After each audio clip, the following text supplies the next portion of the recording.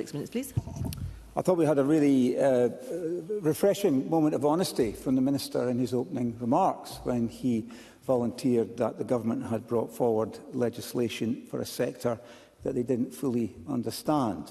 Because I think the evidence of the fact that we're back here with an amendment bill suggests that what he was saying was very honest and very true. He may now wish to say something about it. Yeah, I think you can listen back to what I said. What I said was that the sector had said that they didn't fully understand the whole range of activities that happened across the sector. That was what I said. Stephen Kerr. Blaming the sector for the fact that the government didn't really understand the sector. I think before any legislation is brought before this Parliament, there ought to be proper understanding of what the measure is, the remit of the measure and so forth, and the effect of it, and that's clearly not been understood in this case. And I say all this because when the original bill was brought before Parliament in 2023, we were unenthused by the idea of a new tax. We are Conservatives, after all. We're not that much in favour of raising taxes or new taxes and more regulation. And we did warn the government that it was getting key aspects of its legislation completely wrong. And we were told, we're being negative. Members, such as we've heard today, used the justification that this would be a really good source of revenue, as if there's some kind of source of free money available from the private sector that will always be there and will always be there to be taken more and more tax from. And frankly, we warned then, for example, that the percentage-only approach was the wrong one, and we were told, no, this is the right one. The reality is that the sector was not listened to by anyone in this Parliament other than the Scottish Conservatives. But here we are again, we're back again, amending primary legislation. I facetiously intervened on Daniel Johnson, to whom I don't have any particular animus in terms of being facetious to him personally, to point out that here we have legislative scrutiny as it isn't intended to be conducted. But that's what we've got. And it's so unnecessary. The local government, yes, I've happily... Daniel Johnson. I'm grateful to the member for me, and I'm not being facetious in any way. I actually wonder if we boil down, one of the critical errors here is what the government didn't do was actually look at how the mechanisms of charging actually work in a practical sense and how the collection might work. And it is a mistake they have made previously. I think it was one of the issues with the non-deposit return scheme and other schemes. So do you think that actually one of the fundamental points is the government needs to actually look at the practicalities of the actual charging mechanisms undertaken before it embarks on a levy such as this? Always to the chair, Steve Kerr. Absolutely. But, let's be fair. It's a Thursday afternoon. Well, look at the place. It's empty. I mean, so there's my point. I don't think you can afford to point in our direction. Members, in all honesty. members.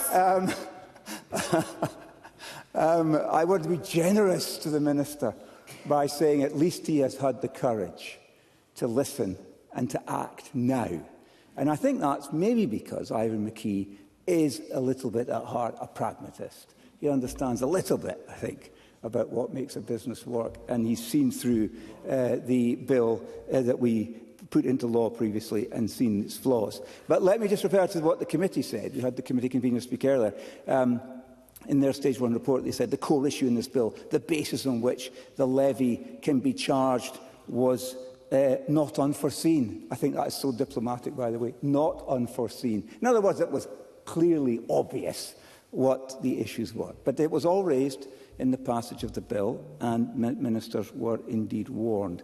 And Murdo Fraser, who's back again, he was a salient lone voice in this. Not quite lone, actually, because Miles Briggs was in there, Liz Smith was in there, Jamie Halcrow-Johnson. They all tried. We all tried to make the bill workable. We argued for flexibility. We argued for simplicity. We argued that locking Scotland in a rigid percentage-only model would cause real-world problems for businesses on the ground. And those were not ideological objections. They were practical ones, and the evidence has borne that out. Highland Council. undertook a statutory consultation, received more than 4,000 responses, and their Assistant Chief Executive told the committee that the top feedback concerned, quote, the perceived advantages of a per-night fee rather than a percentage-based levy. We had gone with a 5% levy as part of our consultation, unquote. So that was clearly seen as the salient, the outstanding problem. And this is not abstract theory, this is the voice of the sector. And what they're saying is structure matters, detail matters, impact matters. And I think Tim Eagle said in his remarks, included, in fact, with the ask of the businesses in the region he represents, they wanted certainty, they wanted fairness, and they wanted common sense. And that's exactly what we have tried to be a voice of in this Parliament in relation to this measure and in other measures. But before you impose a new tax in a globally competitive sector, and this was a point raised by Daniel Johnson as well, you have to assess the impact properly. You model it rigorously. You examine price sensitivity. You consider displacement. You look seriously at what happens if visitors simply choose somewhere else. And having sat in the committee that Daniel Johnson convenes, we've heard from the sector, we've heard from the representatives of the tourist sector, that that is a live issue in relation to Scotland's tourist sector. This tourism is not a spreadsheet exercise. It's jobs, it's livelihoods, it's family businesses, it's fragile island, rural and island economies where margins are tight, seasonality is unforgiving. A levy may look neat in a forecast or as an idea. It may produce an attractive revenue headline on a spreadsheet.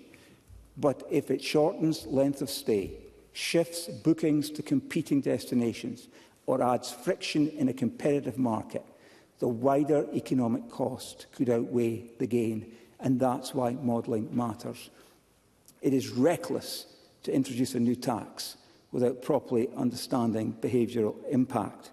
And if I listen to the SNP members that spoke this afternoon, honestly, you would have thought that the whole thing was a surprise to them. Mr Kerr, could you please bring your remarks to close? You are over your time. Thank you, Mr Kerr. Just bring your remarks to close, please. You're well over your time. Can I say a couple of words to close? Could you bring your remarks to close? Bringing the remarks to close is what I'm asking you to do. Right. Please do that now. Thank you. Well, let me conclude by saying that we will not necessarily be following the advice of Willie Rennie. We will seek to bring a controlled, restrained number of amendments to this bill in order to improve it and to make it more pragmatic, something I hope that all members of this Parliament would agree with. We are unapologetically, as Scottish Conservatives, the party of business, and we will speak up for the business and jobs of our country. Thank you, Mr Kerr. And I now call on